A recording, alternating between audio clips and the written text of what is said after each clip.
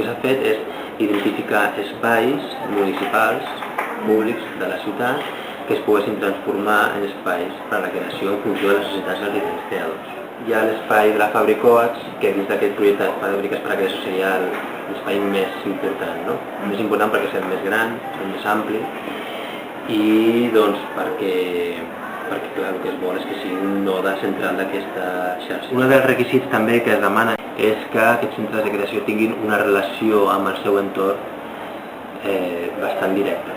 Vale? O sigui que hi ha un compromís social, un compromís de treball amb el territori, de dinamitzar el seu entorn. El que hem fet durant aquests mesos és convidar associacions d'artistes, associacions de creadors, gent que té projectes i té ganes i ensenyar-los els espais per veure què van proposant, no?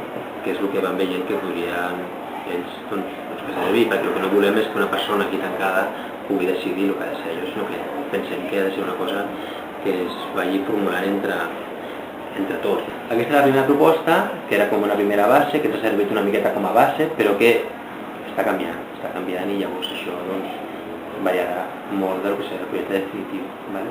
Entre altres coses perquè estem parlant d'un equipament que està catalogat com a patrimoni industrial, vale?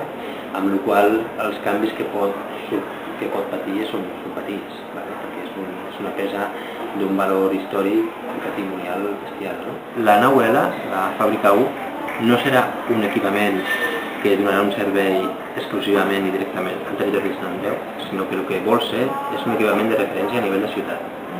És a dir, que els creadors de la ciutat de Barcelona vinguin aquí a fer les seves activitats. Si es vol, i a més jo crec que és una oportunitat que Sant Andreu i aquest complex, i sobretot la nau L, sigui un referent a nivell de ciutat, vale?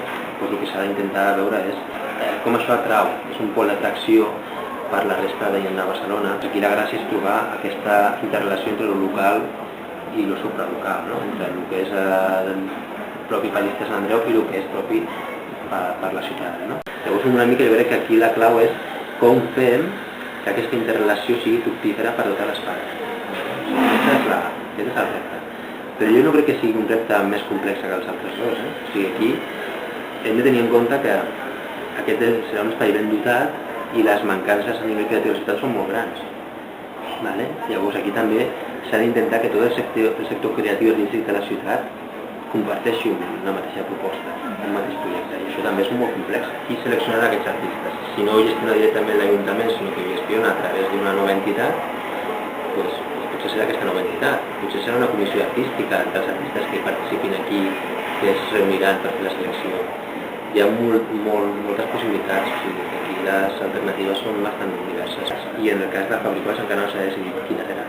El que no volem és que en aquest procés de reflexió i fins que s'adequi i es remodeli doncs no hi passi res allà dins. O sigui, el que volem és que potser l'obertura definitiva d'això doncs, pot ser d'aquí 2 o 3 anys. Vale? Imaginem. El que no volem és que durant 2 o 3 anys aquí no passi res. O sigui, el que volem és que anessin passant cosetes per generar una certa dinàmica. Llavors, les cosetes que passaran seran aquelles coses que tinguin una durada molt determinada, amb la voluntat de ser efímeres, vale? I que no afectin a l'edifici.